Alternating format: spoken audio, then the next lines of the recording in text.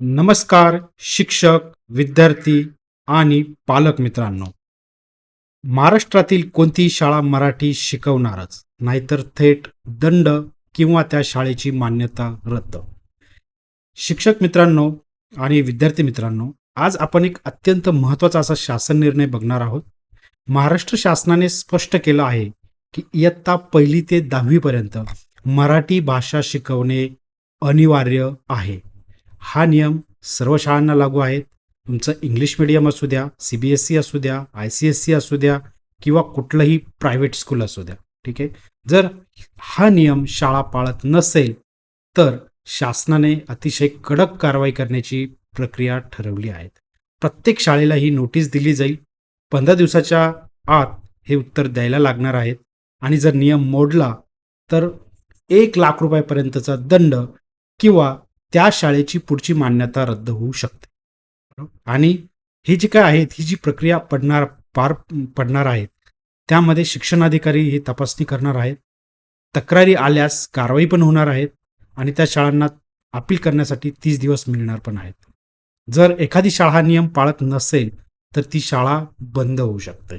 ठीक आहे. हे मी तुम्हाला थोडक्यात सांगितलेलं आहे. चला बघूया नेमकं मी हे काय सांगतोय, हे कशाच्या आधारे सांगतोय. ही जी ऑथेंटिकेट माहिती आलेली आहे ती मग तुम्हाला सांगतो. चला बघा, महाराष्ट्र शासनाचा नवीन निर्णय आणि 17 एप्रिल म्हणजे आत्ता जस्ट रिलीज झालेला आहे. यातले मुख्य मुद्दे काय आहेत या जी आर, मी तुम्हाला तो जो जी आर आहे तो पण दाखवतो. पण त्यातले मुख्य मुद्दे काय आहेत ते बघूया आपण. इयत्ता 1ली ते 10वी पर्यंत मराठी भाषा ही अनिवार्य झालेली आहे. सर्व शाळांमध्ये इंग्लिश मीडियम सुद्धा, जसं मी आता सांगितलं की कुठलीही शाळा असू द्या, इन्क्लुडिंग इंग्लिश मीडियम, ठीक आहे, तिथे मराठी जर शिकवली गेली नाही तर 1,00,000पर्यंत दंड आणि त्या शाळेची मान्यता रद्द होऊ शकते. मग आता तुम्ही म्हणाल की सर हे काय तुम्ही सांगतायत, याचा आणि आमचा काय संबंध?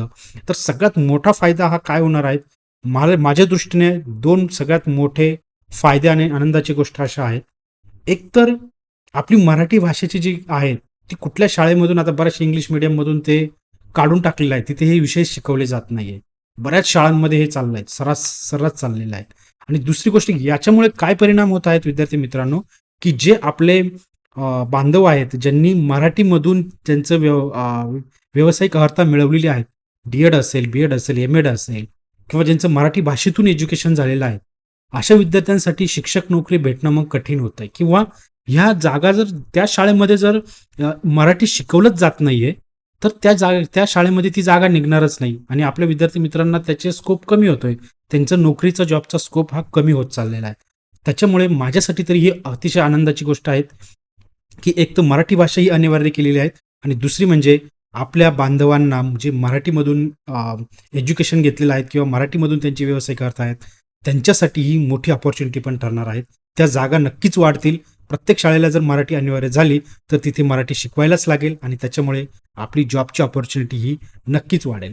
चला आपण पुढे बघूया आता विद्यार्थी मित्रांनो, की बघा नेमकं हे या जी आर मध्ये काय सांगितलंय, मराठी भाषा नियम नेमका काय सरकारने आणलेला आहे तो आपल्याला बघायचा आहे. कोणकोणत्या शाळांना लागू होणार आहेत ते बघायचं आहे. त्याच्यासाठी नेमकं दंडात्मक आणि कारवाई कशी प्रक्रिया राबवणार आहेत ते बघायचं आहे. आणि या शाळा कशा बंद होऊ शकतात, शाळा बंद होण्याची शक्यता किती आहेत ते आपण याच्या मार्फत बघूया. चला मी तुम्हाला तो जी आरच दाखवतो. आता थोड्या वेळापूर्वी आलेला आहे बघा.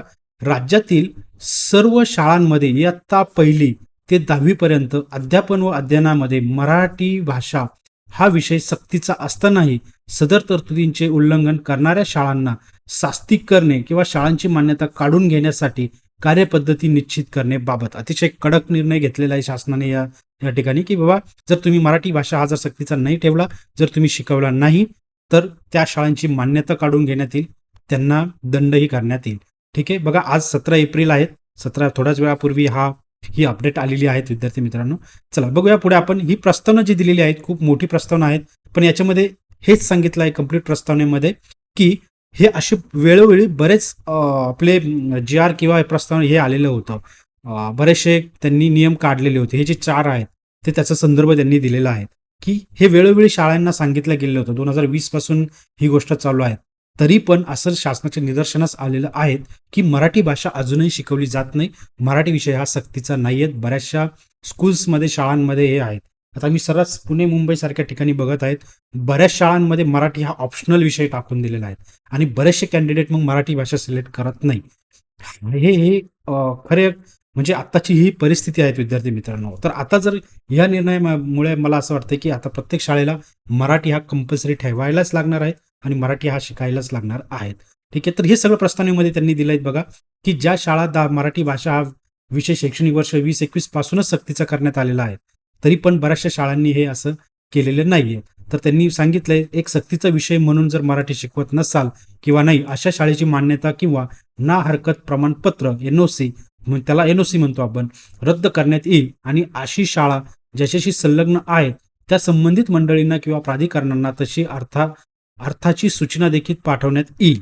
ठीक आहे, असं हे सगळं याच्यामध्ये सांगितलं आहे जे मी तुम्हाला आता थोड्या वेळापूर्वी सांगितलंय. ठीक आहे, तर त्याचा निर्णय काय झालेला आहे तो आपण डायरेक्ट बघूया. प्रस्तावना मी तुम्हाला सांगितलेली आहे, त्याचं बॅकग्राऊंड मी तुम्हाला सांगितलेलं आहे. बघा, शासन निर्णय काय झालेला आहे आता जो लागू होणार आहे. राज्यातील सर्व शाळांमध्ये मराठी भाषेचे अध्यापन व अध्ययन सक्तीचे करण्यासाठी आणि तत्संबंधी किंवा तदनुषंगिक तरतूद करण्याकरिता अधिनियम 2020 दिनांक 1 एप्रिल 2020 पासून लागू करण्यात आलेला आहे आणि या संदर्भात प्रभावी अंमलबजावणी करण्याकरिता शासन स्तरावरून वेळोवेळी सूचनाही निर्गमित करण्यात आलेल्या आहेत. ज्या सूचना मी तुम्हाला वरती 1, 2, 3, 4 सांगितल्या त्या विद्यार्थी मित्रांनो, या अनुषंगाने पुढील प्रमाणित अतिरिक्त सूचना देण्यात येत आहेत. आता ही शेवटची फायनल डिसिजन घेत आहे गव्हर्नमेंट. ठीक आहे, सर्व व्यवस्थापनांच्या माध्यमांच्या व मंडळांच्या शाळांमध्ये सर्व कोणीही असो त्याच्यामध्ये कोणत्याही शाळेला सूट नाहीये. सगळे व्यवस्थापन असतील, सगळे माध्यम असतील किंवा सगळे कुठलेही मंडळ असेल, सगळ्या शाळांमध्ये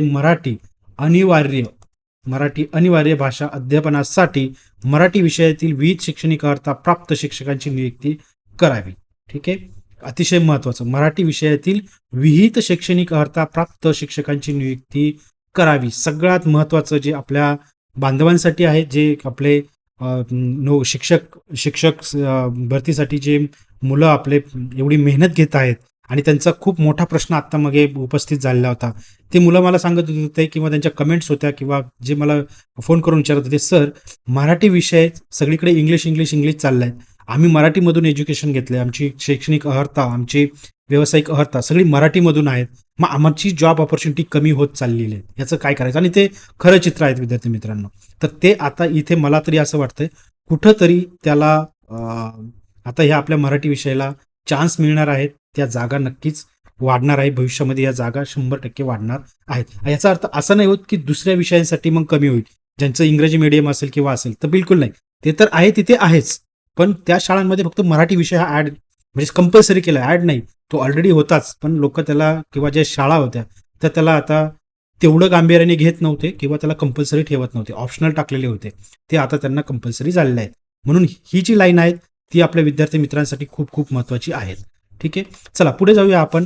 पुढचा पॉईंट त्यांनी काय म्हटलं, तसेच राज्यातील सर्व माध्यमाच्या सर्व व्यवस्थापनांच्या शाळांमध्ये मराठी भाषेचे अध्यापन व अध्ययन सक्तीचे करण्यासाठी अधिसूचित करण्यात आलेल्या अधिनियमांची अंमलबजावणी करणे व त्या अनुषंगाने प्राप्त होणाऱ्या तक्रारींवर कार्यवाही करण्यासाठी शासन निर्णय दिनांक 1 जून 2020 सर्व विभागीय शिक्षक उपसंचालक यांना सक्षम प्राधिकारी, बघा हे जे काही आपले विभागीय शिक्षण उपसंचालक आहेत त्यांना या गोष्टीसाठी, या सगळ्या गोष्टी चेक करण्यासाठी त्यांना सक्षम प्राधिकारी म्हणून घोषित करण्यात आलेले आहेत. म्हणजे आता ही त्यांची जबाबदारी झालेली आहे की त्यांच्या विभागामध्ये जे काही सगळं चाललेलं आहे, ज्या काही शाळा असतील त्या विभागीय शिक्षण उपसंचालक यांना बघायचं आहेत की तिथे मराठी शिकवली जात आहे की नाही, तिथे सक्तीची आहेत की नाही.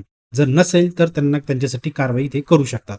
सदर अधिनियमाची प्रभावी अंमलबजावणी व्हावी यासाठी अतिरिक्त सूचना व अधिनियमातील तरतुदींचे उल्लंघन करणाऱ्या शाळांना शास्ती करणे किंवा शाळांची मान्यता काढून घेण्यासाठी खालीलप्रमाणे कार्यपद्धती निश्चित करण्यात येत आहेत.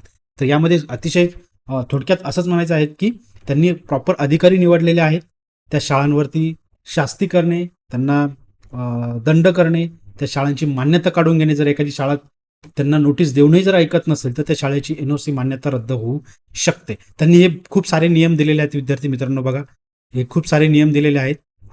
ही जी काही हा GR असेल मी तो आपल्या युट्यूब चॅनलला टाकेल, त्यातून तुम्ही सगळं वाचून घ्या. त्यामध्ये हेच म्हटलेलं आहे की 1 लाख रुपयेपर्यंत दंड आकारण्यात येईल किंवा शाळा व्यवस्थापने संबंधित शाळेमध्ये मराठी भाषेचे अध्ययन चालू नसेल किंवा लगतच्या शैक्षणिक वर्षापासून सक्तीचे करण्यासाठी आवश्यक ती कारवाई करण्याचे आदेश पारित करण्यात येतील. म्हणजे प्रत्येक शाळेला हे आदेश आता देण्यात येतील. ते सगळं इथे त्यांनी मांडलेलं आहे. याच्यानंतर अजून पुढे त्यांनी हे पण सांगितलेलं आहे की जे म्हणजे प्राथमिक असेल, माध्यमिक असेल, उच्च माध्यमिक असेल, त्यानुसार 2 महिन्याच्या आत त्याची सुनावणी पण करण्यात येणार आहे. म्हणजे काय होणार आहे विद्यार्थी मित्रांनो, की सपोज एखाद्या शाळेला तिथे शिकवत नसतील, त्यांना नोटीस गेली आणि त्यांना त्यांची जर काही कारणं असतील की आम्ही का शिकवत नाही मराठी, तर ते त्याच्यावरती केस टाकू शकतात की बाबा केस करू शकतात किंवा ते त्यांचं हे टाकू शकतात त्यांच्या विरुद्ध, शिक्षण संचालकांच्या विरुद्ध. मग त्याच्यावरती ती सुनावणी पण होणार आहे आणि ती सुनावणी 2 महिन्याच्या आत होणार आहे. म्हणजे फास्ट प्रोसेस केलेली आहे की बाबा जर तुम्हाला काही प्रॉब्लेम आहेत त्या शाळेला तर तुम्ही पुढे या आणि सांगा की काय प्रॉब्लेम आहेत.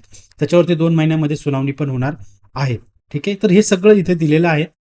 जे मी तुम्हाला वरती एक त्याचा सारांश सांगितलेला आहे विद्यार्थी मित्रांनो. बघा, जवळजवळ 5 पानांचं हे परिपत्रक काढलेलं आहे किंवा हे जी आर काढलेला आहे. हा जी आर तुम्हाला हे बघा या इथे पण भेटून जाईल www.maharashtra.gov आणि त्याचा संकेतांक क्रमांक हा आहे विद्यार्थी मित्रांनो. विद्यार्थी मित्रांनो, माहिती आवडली असल्यास कृपया चॅनलला सबस्क्राईब करा, जेणेकरून शिक्षक भरती संबंधीच्या सगळ्या माहितीचे नोटिफिकेशन तुम्हाला तुमच्या मोबाईलवरती मिळत राहतील. धन्यवाद विद्यार्थी आणि शिक्षक मित्रांनो.